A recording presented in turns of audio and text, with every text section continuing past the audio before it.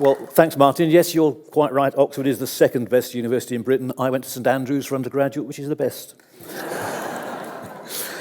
Right, well, in the best tradition of the RI lectures, I have to dress for them properly, so I shall now undress for the lecture tonight.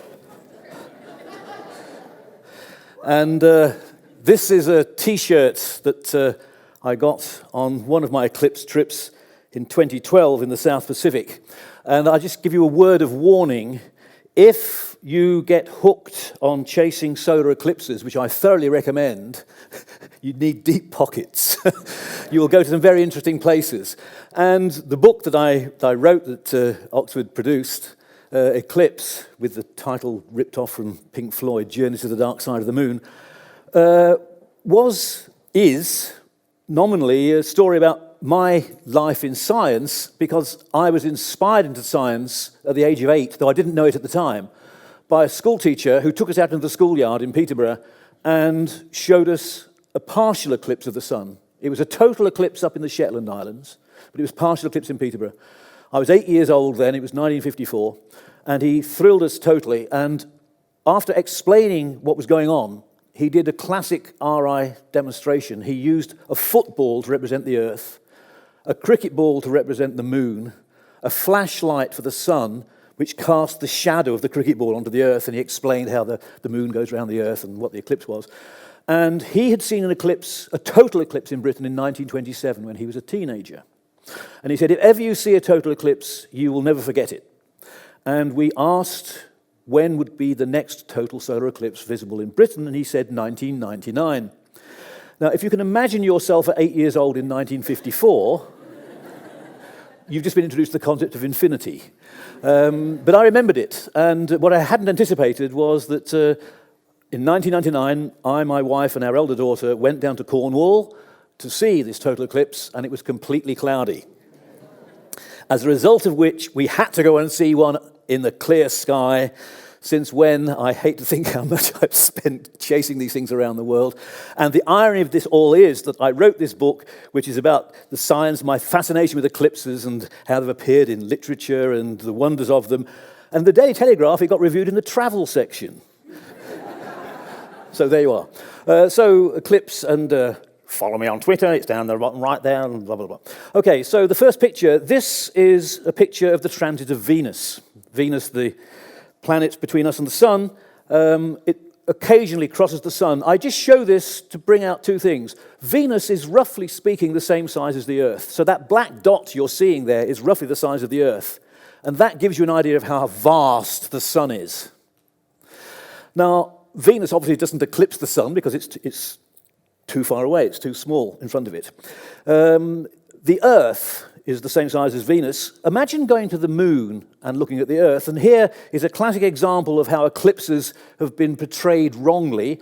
This is some artist's rendition, I think, of a Jules Verne book with these two astronauts on the moon, with apparently no air supply, but that's how it goes, watching an eclipse as the Earth passes in front of the sun. Now, in reality, the Earth is huge, and viewed from the moon, the Earth would obscure the sun several times over. Nothing at all like that. Which leads me into this amazing coincidence. It is the fact that the moon is in diameter about 400 times smaller than the sun, but viewed from the Earth, it happens to be 400 times nearer than the sun. And by that numerical coincidence, it means that if the moon crosses the face of the sun, it fits the disk, or it can fit the disk perfectly. And it's because of that chance factor that we have this ability, roughly once every 18 months, if you go to the right place for about 3 minutes, to actually see this phenomenon. And that's really what it's all about. So I thought I would start by just giving a little bit of what eclipses are. And this is the only hard science in the picture. This is just to show what you can do now on PowerPoint if you're not very good. This is not to scale, but it's to show the sun, the orange thing on the right. The moon in the middle doesn't shine itself. It reflects light from the sun. In this particular case, the Earth in blue is just above the shadow line, but viewed from the Earth, that would be what we call new moon. It's where the moon is sort of between us and the sun, but not in direct line, so it's a bit above or a bit below, and that happens once every 29 days or so. Now, that's what usually happens, but once in a while, the moon happens to be right in the plane. And if that is the case, one of two things can happen. You can have a total eclipse, or what's called an annular eclipse. That doesn't mean every year, it means an annulus of the sun. It surrounds the moon. The difference is because the moon doesn't go around the Earth in a circle, it goes in a slightly elliptical orbit. So when it happens to line up, it might be sometimes a bit nearer than the average, in which case it fills the sun totally, you get a total eclipse. Or it might be a little bit further away than the average, so that it appears slightly smaller than the sun, and you get this annulus ring around the outside. There are what's also called hybrid eclipses, where during the course of the shadow passing across the Earth's surface at the rate of 2,000 miles an hour, from one horizon way round the corner all to the other, that the moon can, if it's just delicately balanced in distance, be part of the time a little too far away to block the sun out, giving you an annular eclipse, but by the time the eclipse is finished, it can be within the range and giving you a total eclipse. So that is really what is going on there. The last thing that I wanted to say before we get onto the interesting stuff is, where do eclipses begin and why? And this picture here is to show the circle is the Earth, and the lines going across from the moon is the moon moving in orbit from the top here, B meaning before the eclipse. So the moon's shadow at that point is heading off into space and misses the Earth entirely. And then gradually it comes down until there is this moment when the moon's shadow just touches the Earth, glancing. The point S for start, or S for sunrise. Because if you can imagine yourself on the Earth at the point S, the moon is just glancing, and if it's in front of the sun, that means the sun is just glancing, which means it's sunrise. Except on this particular occasion, the sun is totally obscured, which is a rather oxymoron, but you've got the idea. And then, of course, the moon continues, its shadow now hitting the Earth as it crosses the Earth, M for midday, when it's right above, until it goes through to E, the evening, where the last glancing moment of the moon's shadow is at somebody's sunset, and then it heads off into space and is lost.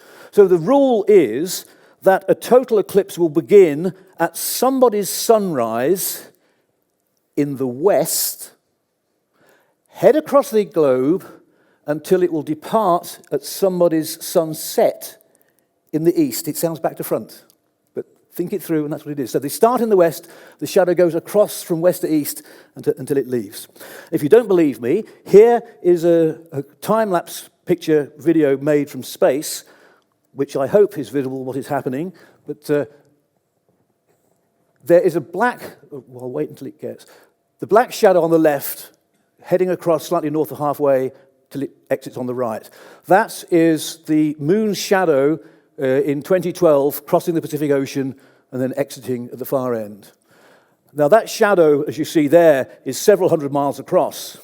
That isn't the shadow of the total eclipse, that's the shadow of the partial eclipses of people who aren't quite in the line of sight. But in the middle of that, only less than 100 miles wide, is the dot where totality is going across. And if you happen to be in the line of that, you see a total solar eclipse.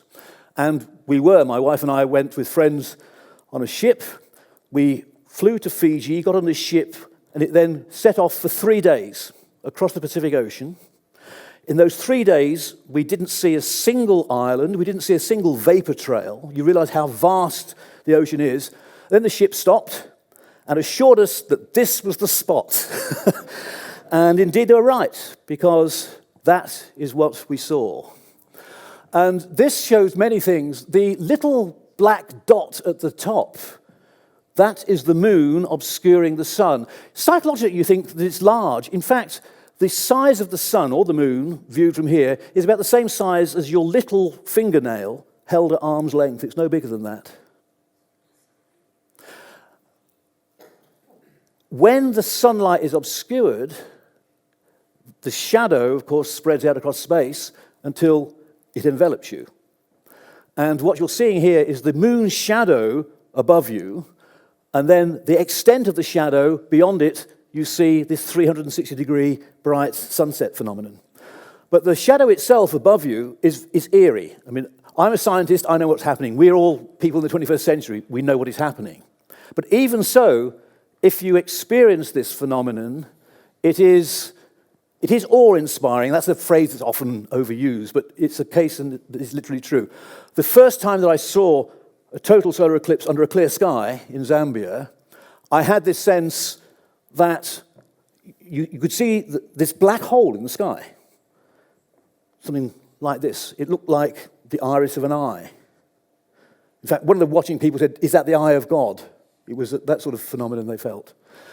And surrounding it is darkness. You can see Venus and maybe some other planets and a few stars. And then the blackness extends down until it starts turning into a very deep maroon, and then into the darkest orange until around the horizon there is this 360-degree effect of a sunset. And the psychological effect is that you feel that energy, light, life, everything that you rely on has been sucked off and disappeared into space. And even though you know intellectually what is happening, it is quite a disturbing phenomenon because there is nothing at all in experience that you can relate it to. Everything is back to front.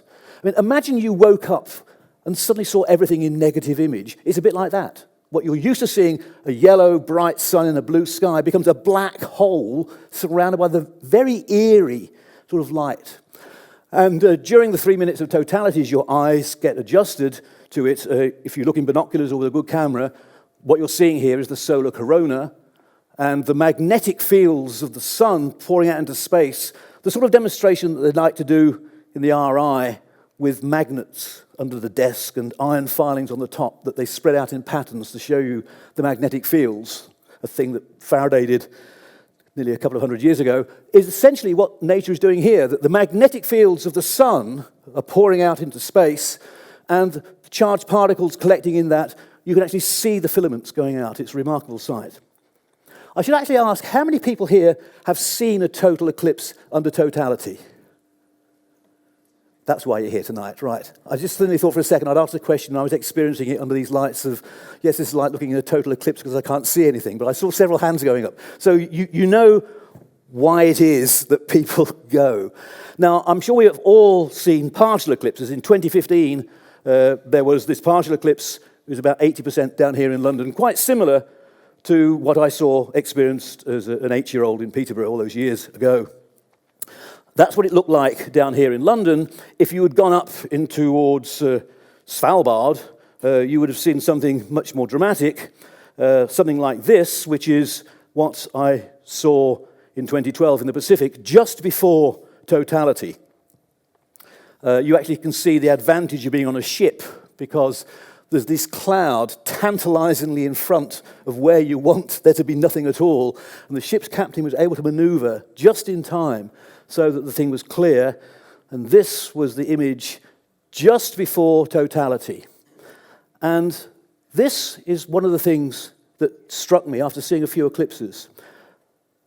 During a partial eclipse, why is a partial eclipse different from a total eclipse? I mean, somebody drew the analogy, it's like the difference between a peck on the cheek and a night of passion, I think was the comparison. And one of the many answers to this is, during a partial eclipse, what are you actually seeing? I don't want you to, this is not a catch question, don't sort of try to intellectualize it, just describe straight off in your mind, what are you seeing? What you're apparently seeing is the sun disappearing. You do not see the moon. Where the moon is, you can't resolve it from the background sky. What your eyes see is the sun getting smaller and smaller and thinner. Right down to this last moment, you're still seeing this sun. And then in a fraction of a second, and this is the weird thing, suddenly the last bit of the bright sun has disappeared, and your eyes are now able to resolve the very faint light of the corona, which is only about 1/1,000,000th of the intensity. And in a fraction of a second, that happens. And the psychological effect is that you have just witnessed the birth of a heavenly body in silhouette. Where a moment ago there was the sun disappearing, suddenly this shadow of the moon has appeared from nowhere. It's like a magician doing a trick. And you see this glow all around. You see the diamond ring down the bottom. That's when the last bit of the bright sun shining through one of the valleys on the lunar surface. And then the thing settles down and you get these beautiful effects during totality. And here is a picture that somebody took. That is Comet Cahutek. I think this is the only time that somebody has produced an image of the eclipsed sun with a comet visible in the sky. It's quite remarkable, this. So what does the size of the shadow look like? Well, this was in 2006 in Libya. And we went on this, and that black blob in the middle of the Sahara Desert is the extent of the whole partial area. In the middle there is the real totality darkness, which was about 100 miles across. And if you've got a very good resolution, you'll be able to see my wife and myself in the middle of nowhere there. I don't know if I'd do it in this talk. I think I might show it later, because we traveled 200 miles across the Sahara Desert in buses on the only road that would intersect the eclipse path to see that, but I'll tell you about that later. So let's say some things about eclipses of the sun. I mean, why do they happen? When do they happen? What's really going on? Well, the first thing is eclipses of the sun happen in the daytime. I just say that, it is obvious, but I want us to be sure that we really understand what is going on, because not everybody does. Eclipses of the sun have been used in literature. You know, those who knew that an eclipse was going to happen had great power over those that didn't. And so, I mean, I think there's Tintin, Prisoners of the Sun, that use this effect and so on. Well, Rider Haggard in King Solomon's Mines uses this. And in King Solomon's Mines, if you go and buy the book today, you will find that he describes, or the book describes, an eclipse of the moon at night. But I was told that in the first edition, it was something different, and it was wrong. And I went and checked in the Bodleian Library, because being at Britain's second best university, with the first university library, the Bodleian, you can actually go and look at first editions. And indeed, the first edition of Rider Haggard's book is wrong. And this is what it says.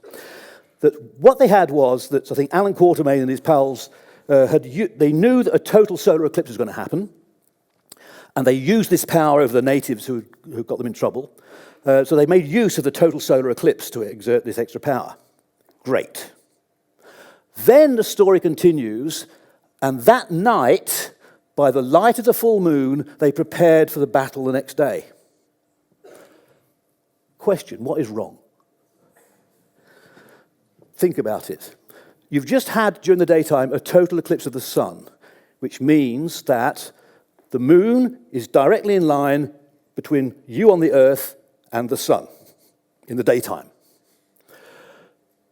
12 hours later, you on the earth has spun around to there, and you're in what you call the nighttime, because the sun is over there, and the moon is still over there.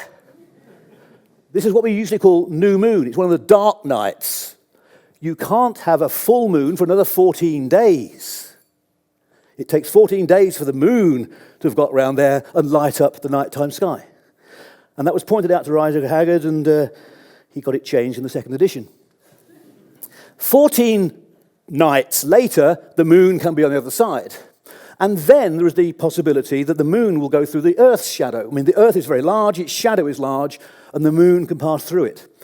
Now, this is interesting because whereas a solar eclipse makes a small black dot cross the Earth, and you have to be in the right place at the right time to get the chance to see it, in the case of a lunar eclipse, the Earth's shadow is going out into space, into the nighttime sky, and the moon passes through it, and if the eclipse happens, it is visible everywhere on the nighttime side of the Earth at the same moment. A fact which will be important in a minute. So the things that have been done with lunar eclipses, apparently, is that this was the first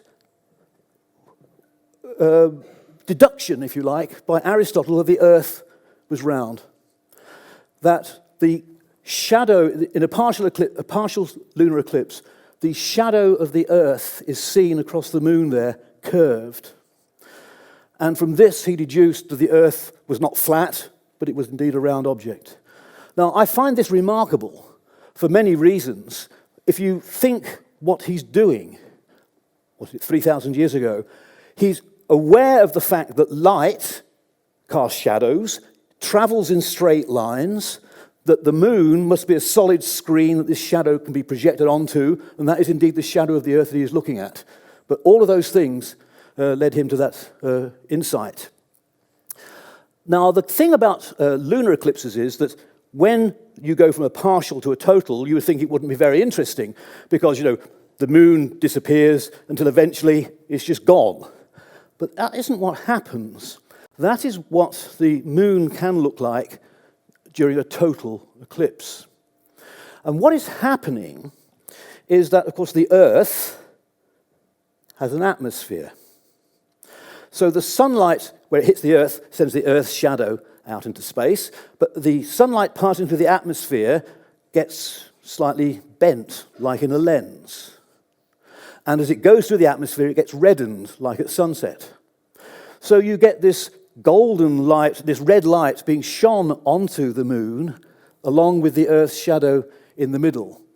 And that is what you get, this sort of blood red moon effect. I mean, usually it's not dramatic, but sometimes it can be very dramatic.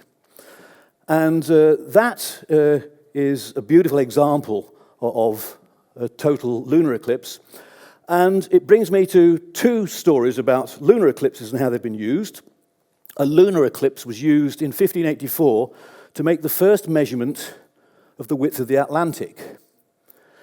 Now, the situation then was that I think the Pilgrim Fathers had landed in what we now call Virginia in the USA. And the question was, where were they? I mean, people in London needed to get into the ships and get off there. Well, they knew where they were in latitude because by comparing the height of the midday sun above the horizon, you can work out how far north of the equator you are. That bit's relatively easy. But how far around the world, how far around the Earth in longitude had they gone? And the clever idea was this, that the almanac said that there would be a total eclipse of the moon on a certain date, which would be visible everywhere in that night sky, which meant that it would be visible in London somewhere early in the morning, and visible in what we now call Virginia sometime late in the evening. So in London, they made a note of the time the eclipse started by London clocks, and likewise in Virginia by their clocks. And then eventually when the people from Virginia came back to London, because they knew where London was, they could bring the message and said, according to us, it started at midnight. And people in London said, according to us, it started at 5 a.m. So they knew there was 5 hours time difference in modern language. Or more precisely, they could work out the distance. To some level of accuracy. I don't know what the level of accuracy was, but it was enough. So that was an example of how this phenomenon, a natural phenomenon, which is uniquely visible all across the Earth at the same time, was used to determine the distance away. Now, another famous occasion where an eclipse enters literature is in the Crucifixion of Christ. And this has a lot of confusions about it. There are mentions in the Gospel, or at least in 3 of the Gospels, of darkness at noon. The sun was eclipsed, and this has been often taken to mean that a solar eclipse took place at the time of the crucifixion. That is not possible for a couple of reasons. First of all, the Gospels refer to this lasting for several hours, whereas the longest a total eclipse can last is 7 minutes, and the darkness doesn't last more than 20, 30 minutes anyway. But more important is that the crucifixion took place at Passover, and Passover is the time of the full moon. That's the time when the moon can be eclipsed, but not the sun. Remember, full moon, I can't do all the action again, but you got the idea. It's 14 days away from when you can have a solar eclipse. However, there are some interpretations of the Acts of the Apostles that suggest that the night after the crucifixion, the moon rose blood red, and that this was used by Christ's followers as sort of some indication. And indeed, this you can now check by back calculating eclipses, and there was a total eclipse of the moon would be visible just after sunset in Jerusalem on the 3rd of April 33 AD, which was a Friday, and it was the Passover Friday. So put all those things together, and you have the possibility that indeed the crucifixion was the 3rd of April 33 AD. The redness of the moon that was remarked on could have been, and this is the bit I'm sort of now making up, you could have dust storms in the deserts during the daytime, which would have caused the darkening that was mentioned about the darkening at noon. And the dust of the atmosphere would also make the sunlight very red, shining on the eclipsed moon. So all of those things together, it is possible that's a way of dating that event.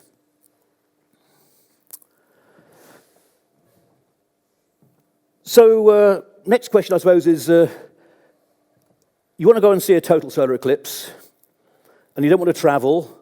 How long do you have to wait for one to come to you? Because that's the easy way of doing it. And the answer is, on the average, about 400 years. On the average, but you can be lucky. For example, here, going back, London was lucky. There were 2 total eclipses in 1715 and 1724, just 9 years apart. They were also famous because these were the first eclipses, I think, that were actually calculated in detail by Edmund Halley. He used the understanding of celestial dynamics that was being developed to calculate the path of totality across England in 1715, and I think that is the one that comes in from the west and heads off to the southeast on this picture. And he got it right to within 4 or 5 minutes and about 10 miles. And from that level of error, he then refined his calculations to compute the path of the eclipse that would happen in 1724, and he got that right to within almost perfect accuracy. So that's an interesting historical event. But this shows you that if you're in London, you could have been lucky and seen 2. The question then is, when was the next time that a total eclipse hit the British Isles anywhere? And the answer is 1927. This is the one that it turns out my school teacher had seen as a teenager. It was just after sunrise. It came across Wales and headed off up to the northeast of England. The next time that a total solar eclipse was anywhere near Britain, well, actually, the Shetland Isles are part of Britain. So in 1954, on the 30th of June, this is the one I, as an 8-year-old school kid, was taken out into the schoolyard. The path of totality, which is the blue bit up there, that's the totality, went across the Shetland Isles. And I was down there in Peterborough, where it was about 80% partial. And so that was the one that we asked then our school teacher, where would the next one be? And he said 1999, and that is the path of the totality on the 11th of August 1999 across the tip of Cornwall. Did any of you who have seen total solar eclipses witness this one? Were you lucky? Was it cloudy or not? I was in France. Oh, lucky you. Yeah? Oh, wow. Okay. Well, actually, have you seen other total eclipses? No, it's the only one. Strangely, this one in a profound way is one of the most profound that I've ever experienced, being under the clouds, because what happened was we were covered by cloud. It was literally totally cloud covered. And I was aware that as the moon's shadow is cutting across the sun, it causes a lot of cooling. The temperature drops, by 20 degrees centigrade or so. And this can cause the atmosphere to settle down, and clouds can dissipate as a result of it. So there was the possibility that maybe this dense cloud cover might evaporate away. So I was looking across to the west in the hope that I might, because that's where the moon's shadow was going to come from, in the hope that maybe the clouds would sort of disperse a bit. But they didn't. In fact, if anything, things were getting worse. Over in the west, I saw what looked like the worst storm I'd ever imagined. I mean, the clouds were dark. This was black. And it was getting worse by the second. Suddenly this blackness was just swelling out. And it was at that moment I realized this was the shadow of the moon, which was approaching at 2,000 miles an hour. So that's covering a mile every 2 seconds. 10 seconds or so, it's come from the horizon and completely encompassed us in complete silence. And that was the most profound feeling because the clouds had become a natural screen. And the shadow of the moon was projected on the clouds above us. And I had this sort of sensation, this must be what a small insect must experience when a bird of prey comes and devours it. It was quite remarkable, that phenomenon. And then, at the literal end of the eclipse, the clouds did disperse for a moment, and I saw this little fingernail-sized black spot with a little bit of silver around it. And I thought, is that the eclipsed sun? And it was astonishing. How could that little thing do all of that? And I thought, I have to go and see another one. And that's how we then went and looked at the newspapers and found that the next eclipse would cross the African continent, and there was a safari that you could join and go and see this eclipse in Zambia, which we did, but that's another story. So, question I'm sure you want to know is how to predict an eclipse. I mean, how do you know when eclipses are going to happen? Well, I'm not going to do the calculation for you, but I can give you an example. How do you predict the high tides? You don't need to know what's going on with the high tide, but I'll tell you anyway, so that we can get the picture. The moon is pulling gravitationally on the Earth and on the waters that surround the Earth. Now, the ocean, the force of gravity dies off the further away you get from it. So the water on the top of the Earth is a little bit nearer the moon than the center of gravity of the Earth itself. So the water gets slightly lifted. That's what we experience as a high tide. So when the moon is above, there's sort of like high tide. So that's the basic idea. And so here you have a picture that a friend of mine took, a high tide when the moon was directly above, and then 6 hours and a bit later, a low tide. And then come back after another 6 hours or so, you have a high tide again, because you get 2 a day. Anyway, so this is what happens. Dum, dum, dum, dum. Go down a bit, then it comes up, and then it goes down, and then it comes up. Now, it wasn't a day. The moon went around, and the high tide is a bit longer than a day, because during that 24 hours, of course, the moon is orbiting around the Earth. It takes about 28 days to go around.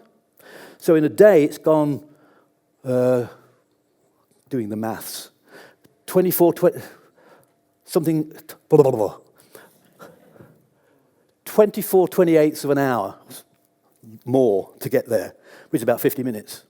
So it's 24 hours and 50 minutes before it's all lined up again. That's why the high tide gets delayed by about an hour each day. Right. You don't need to know all that. All you need to do is to go down to the seashore on your summer holidays and do an experiment. Make a note of high tide, come back tomorrow, an hour later, come back tomorrow, roughly an hour later, and you can predict that it'll be roughly an hour later each day, even if you don't know the reasons for it. So by observing it, you can pick up the pattern. Similar remarks hold true with regards to total eclipses. Why isn't the sun eclipsed every month at new moon? Well, the answer is because the lunar orbit is it's about 5 degrees displaced from the plane that the Earth and the sun are in. So the moon is sort of, each time it goes round, sometimes it comes slightly above what they call the ecliptic, sometimes slightly below it, but only once in a while does it go through that plane at the same moment that it comes in line of sight. So the moon passes through the here we are. The sun and the Earth are on the plane of the table, and the moon is going around up and down, up and down. So once each month it comes through the table going upwards, and once each month it goes through the table going downwards. And once each month it comes in the line of sight of the Earth and the moon, but usually above it or below it. That's why the new moon each month, just watch carefully during the month, you'll see the moon sort of sometimes being higher than the line of the sun and lower than the line of the sun. But very rarely does it pass through the line of the sun at the same moment as it's lined up. That's what gives rise to an eclipse. So now we're going to do the interesting thing. Imagine that a total eclipse took place on a certain day in December. So this picture shows the sun in the middle. Here's the Earth, and the moon goes around it. So on this particular occasion, the moon is in direct line between the Earth and the sun, and it's also in the plane. Hence, you get a total eclipse. The constellations around the outside. So in December, viewed from the Earth, the sun would be in front of Sagittarius. That's what they say, oh, the sun's in Sagittarius, you know.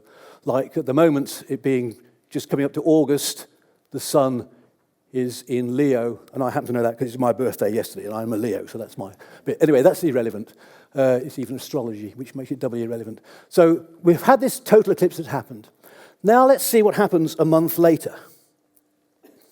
Well, first of all, before you get any further, it's like asking one of these judges, what exactly is a month? And it's not that easy to define, because there's two ways of thinking about it. The first is the time it takes for the moon to come back to the plane.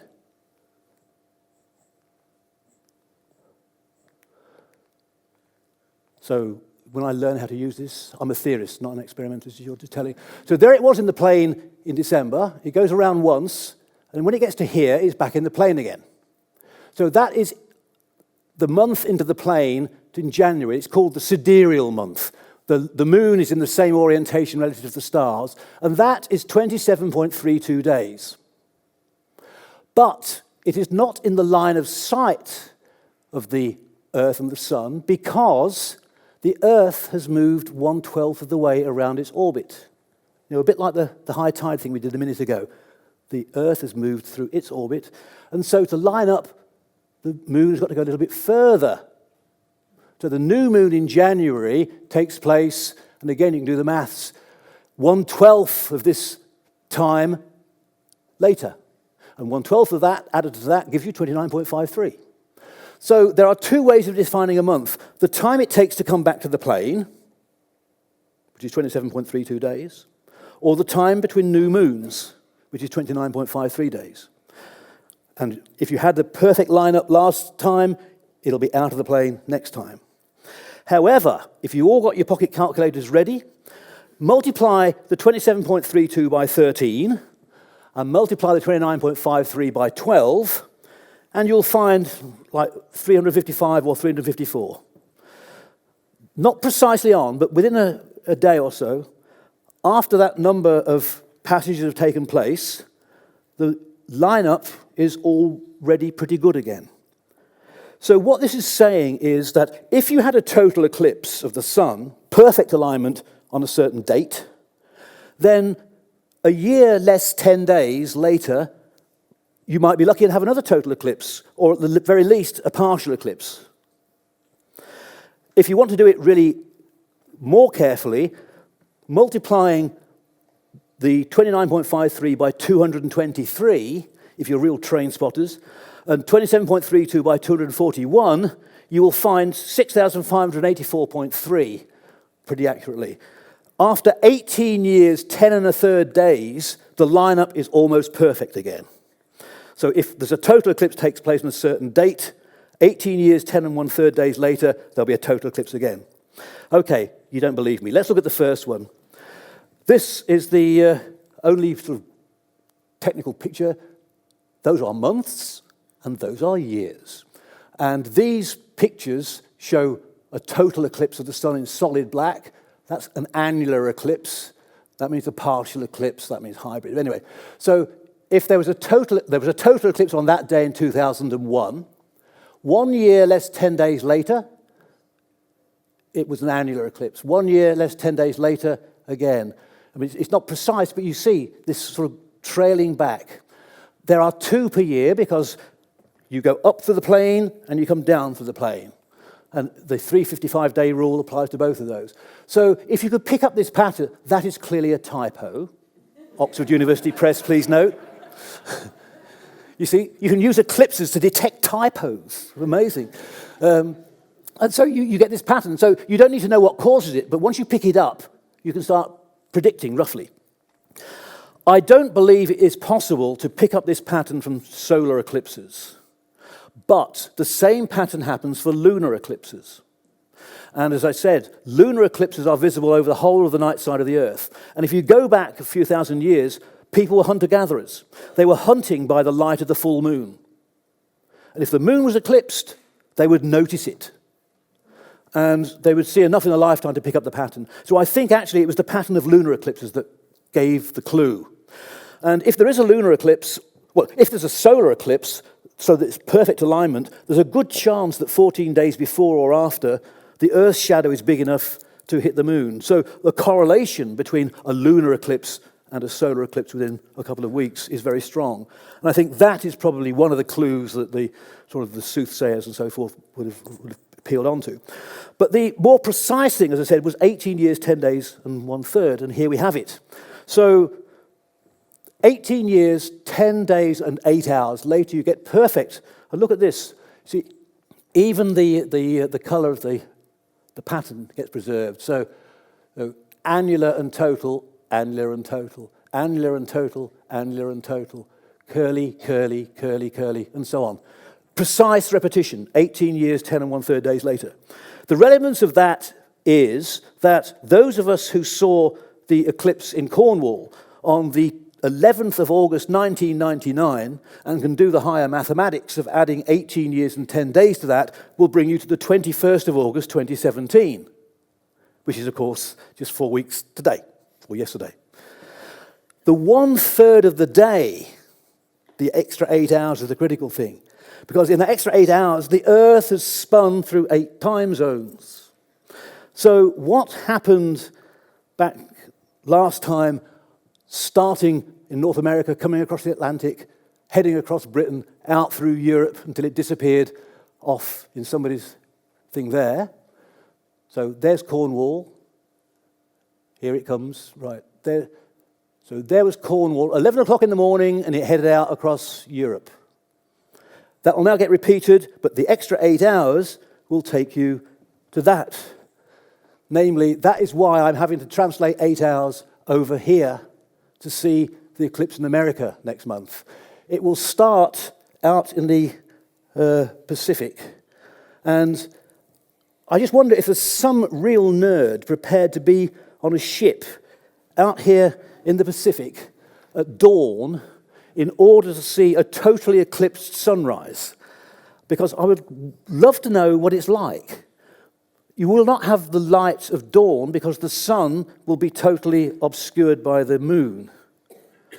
And you will have stars and everything else like that, and then the totally eclipsed sun will rise. You'd only get a second, so it's really probably not worth it. It's much better to come to the mainland and have a couple of minutes. Okay, let's move on. Some historical eclipses. The fact that you now can calculate eclipses very accurately and back calculate, you can work out eclipses in the past and then date famous occasions that have been recorded in history and literature and identify them. So, for example, in the Old Testament, there's references to eclipses in Genesis, which you can date now to the 9th of May, 1533 BC. In Joshua, 1131 BC. Solomon's Temple, 7. So eclipses are being used, or can be used, to give you precise dates of things. I put down here the dog that didn't bark, those who know Sherlock Holmes. I mentioned earlier about the crucifixion and the lunar eclipse that night in 33 AD. Now, there was and the confusions that people have thought that there was a solar eclipse that happened at the same time. There was a total solar eclipse visible in Jerusalem on the 24th of November, 29 AD, just 4 years before the crucifixion. Remember two things. One, the psychological impact that a total solar eclipse has is something that you never forget. Secondly, the Gospels were written 7 decades or so later. My conjecture, and I've got nothing to base this on, is that that conflated memory of the 29 AD solar eclipse and the genuine blood red moon lunar eclipse got merged together in the narrative, but I might be totally wrong. One thing, though, that is right, I mentioned Halley. Halley calculated not just the 1715 eclipse and the 1724 eclipse, but he back calculated. to compare the dates of eclipses according to his calculations with recorded dates. And he found that as he went back, the mismatch, there was a slight mismatch. I mean, we're talking probably a few days at most, but the further he went back in time, the bigger the mismatch between what should have been and what was recorded grew. And he then realized that the calculations that he was doing assumed that the moon goes around the Earth in a permanent orbit without ever changing. He deduced from the fact that the timings of eclipses got further and further out the further back he went, was that this assumption must be wrong. He worked out that the moon is receding from the Earth at the rate about that your fingernails grow. And we now know from the astronauts leaving laser ranging things on the moon that that is indeed the case. So from the timing of eclipses over the eons, Halley was able to deduce 300, 400 years ago that the moon is receding from the Earth, which means we live at a very fortunate time, because the fact that we can see total solar eclipses is of that coincidence that the moon is just the right place, 1/400th of the distance of the sun. And as it moves away, there will come a time when it will no longer be able to fill the sun, and you'll never have total solar eclipses again. That was not for another million years, but... So you want to know where to go to see them. Where can you find the moon shadow? Well, the answer is go and find this guy with his Totality World Tour T-shirt and take a photograph of it and expand it so you can read it when you need to. And so so 2001 in January, going across southern Africa, that was indeed the one we went to in Zambia. It was on 21st of June, that's Midwinter's Day. You were supposed to, oh, midwinter? Yes, in the southern hemisphere. Right, so it's Midwinter's Day in the southern hemisphere. And there were the local people wearing their goggles. A wonderful thing happened to me on the way to this. In the middle of the bush, we stopped in this little van, and people appeared out of nowhere. And there was a lad of about 12 years old. I tell the story in the book, and it's totally true. A lad of about 12 years old, wearing a Manchester United shirt, as they do. And this kid must have been remarkably intelligent, because he said to me, "Who arranged this eclipse?" And I said, "What do you mean arranged it?" He said, "Did the government organize it to make money?" And I said, "No, it's a natural event." "If it's natural, how do you know it's going to happen?" So I thought, look, I gave the Christmas lectures 8 years ago, let's do it out here. So I said, imagine that you are the sun, and I am the sun, and that Mo Paine screen over there is the moon, and so forth. We talked it all through. And I said, and if you do the arithmetic and don't make any mistakes, it turns out that the shadow of the moon should come across here this time next week. And he says, I still don't believe it's going to happen, but if it does, I'll believe in science. And I have a thing at the end of the book. I just say, if by chance some anonymous lad in Zambia should read of this book, I hope you believe in science, because I thought this kid was remarkably smart to have those insights. And I then thought a few years later, when we were out in the Pacific, that when I said that the ship stopped at the magic spot and we were believing in science, to say that this is where the eclipse will happen, and indeed it did. That kid by then would have been old enough to have gone through college, as I'm sure he must have done, and maybe was teaching. And I had this sort of daydream that he was teaching a class, and just like my school teacher had all those years before, and was telling them about the eclipse and what it all meant and so forth. This is the only time I ever took a photograph myself. It was a total fluke. If you go and see total eclipses, don't waste your time taking photographs. Somebody will take a much better photograph than you will be able to take. It's the same eclipse that you saw. There is so much going on. Experience it. One thing you might want to do is to put your video camera on a tripod and let it run with the audio running. Now, if I press this now, in theory, this is what humans, I mean, the birds and the regular animals, they all go to sleep. The humans who are there for the total eclipse are also, of course, animals. And this is what I discovered on my audio tape. You can hear totality. This starts about 20 seconds before actual totality, so it's already pretty dramatic, just a little thin bit of the sun, but you can hear the reaction, I hope. Filters off, but take an occasional glance at the sun. Occasional glance, see the solar corona, the stuff caused by the clouds. So filters off, sunglasses off, take a quick glance glance, everyone look at the sun. Probably okay now. Just take a glance away from it every once in a while. Move your eyes around. Diamond ring coming. Diamond ring coming. Solar corona. Oh! Diamond ring. Diamond ring. Oh, yeah!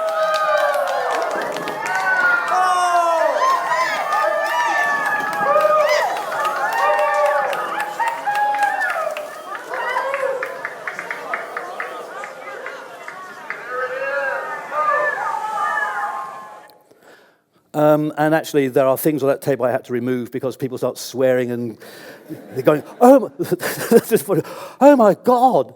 In fact, BBC Radio 4 have made a program with them that is going out on Radio 4 the day before the eclipse on August the 20th, and it's going out on the World Service 2 or 3 days beforehand, so I hope I get to hear it. But I heard the tapes of this, and there was somebody going, oh my God, and you wonder what you're listening to. But okay, so the next one I wanted to draw attention to was 2006. That was the one in the Sahara Desert. And if any of you are going to the States, here is a moral. We were on a ship that docked in Benghazi. At 2 in the morning, we were all put into coaches. We were driven 200 miles into the Sahara Desert across the one road. We were assured that nobody in Libya knew that eclipse was taking place. And that's what happened. That's my picture of an eclipse traffic jam. This is an occasion where I did some mathematics. I thought, if 100,000 people go to this eclipse in cars, you can do the maths. How many cars you need? 20,000 cars, traveling even at 20 miles an hour, and nobody travels at 20 miles an hour. You can do it. They're going to occupy 20 or 30 kilometers of road. And that is indeed what happened. You had people driving off into the sand of the desert, getting stuck, their mates pulling them out, and so forth. The most bizarre thing of all, after traveling across hours of identical Sahara Desert, this is not easily visible, but what it says is eclipse site 1 kilometer.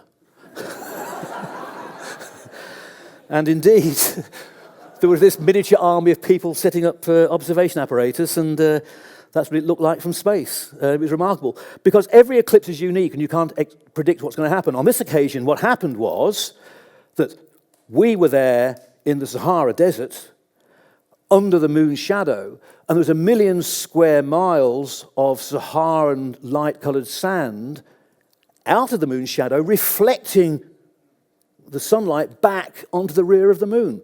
So we saw the silhouette of the moon. You could actually see the mares being slightly less and darker on the rear of the moon because they were being illuminated by earthshine. Then the Pacific, 2009, which was the longest eclipse of the century, but this was an interesting one because we spent a lot of money to get there, to get on this ship, and it was only then that I noticed the problem. Well, the problem wasn't the fact that I was accompanied by my wife and 2 friends, but it was this. The guy's T-shirt said it was on July the 22nd, and the Eclipse ship says it's on July the 21st. And, of course, the resolution was we were in the Pacific, and we were going to cross the date line. And that's the point when you start thinking, with all your jet lag, just a minute, is it the 21st or the 23rd? You get this horrible feeling you've gone all that way, just to the right place, just to the right minute, but 24 hours wrong. But indeed, it was successful, not least because I got this wonderful photograph. The best way of, eclipse glasses are fine, but you've got to hold them in case there's a little gust of wind. But get some welder's glass and hold it up. That's what I usually do. But these guys put the welder's glass inside the champagne boxes because you always have to drink champagne after the total eclipse. This was the occasion where the ship's captain told the ship's photographer he had a great idea. Would you please, during totality, get in your little Zodiac boat, go out into the Pacific Ocean and take a picture of the ship under totality. That's where that picture came from. And it was dark. We did pick him up and take him back, I think. Right, the next one on the T-shirt was 2015, March the 20th, and that is the one that we probably all saw in partial eclipse down here in the south. If you'd gone up to Svalbard, that is what you would have seen. From you're seeing not very much. But it makes the point, please turn your flash cameras off. And if you look at this next image, I'm not sure if that is visible. You can see little bits of light in there, which don't trouble you or me in this theatre, because you hardly notice them. But if you have been waiting for totality, gradually coming on and your eyes are getting used to the gloom, and at last you've got totality and you're wanting to see that corona, that little surrounding light really annoys. We were there in the Sahara Desert. The bus drivers, they weren't interested in the eclipses. They just got into the bus and lay out in the luggage compartments with the air conditioning on, which is a bit silly, because although the temperature was about 100 degrees Fahrenheit when we started, by the time the eclipse was underway, it was down at about, it was a lovely 60 degrees, probably actually cooler than the guys' air conditioning in the buses. The trouble was that the buses, driven by computer, thought that the eclipse was nighttime, and the lights of the buses come on. Anyway, so where to go? Well, 2017, that is the one that is going to be happening in a couple of weeks' time. And as I said, that is the space, if you're a real nerd, to be at that spot there to see what totality at sunrise is like. If you're planning to go, well, if you're not planning to go and you want to go, it's too late. But that is the path across the States. We are going to be up here in the vicinity of the Teton Mountains. And if you are going to be there, just to show you the effect of how near or far from the centre line you can be to experience it, the eclipse is typically 2 minutes long on the centre line, and it spreads out just over 30 miles. So you can be within 10 miles of the centre line and not lose very much. You can be within 20 miles and perhaps not lose very much, but then it dips off remarkably quickly. So if you're 30 miles away from the centre line, and it turns out my calculation is wrong, don't blame me. You've been warned. But it's important to be there. So we're hoping we will be seeing something like that. But who knows? We can predict with precision when the eclipse will be, but we cannot predict the weather more than 24 hours in advance. So to end, those of you who wanted to know where to go next, from the T-shirt, 2nd of July 2019, maybe somewhere in here would be interesting, except it's winter. I'd love to go to the Andes, except not in winter time. Now, this is winter in the southern hemisphere. We're probably going to go out to Ascension Island or somewhere like that. But you can go in the summertime because they're lucky. It happens that in 2020, the next solar eclipse will be again crossing the same region in the middle of the summertime. However, I do have good news. If you don't want to travel all around the world to chase them and do want to wait, the next total solar eclipse in Britain, visible in Britain, will be visible here in London. That's the good news. It's going to be very near sunset, so you probably won't really have very much of a great sight. But anyway, you won't have to travel, and just put it in your diaries, 23rd of September 2090. So you now are in the same position as I was in 1954. Just wait, and it'll be worth it. And in the meantime, hope you enjoyed it as much as I have.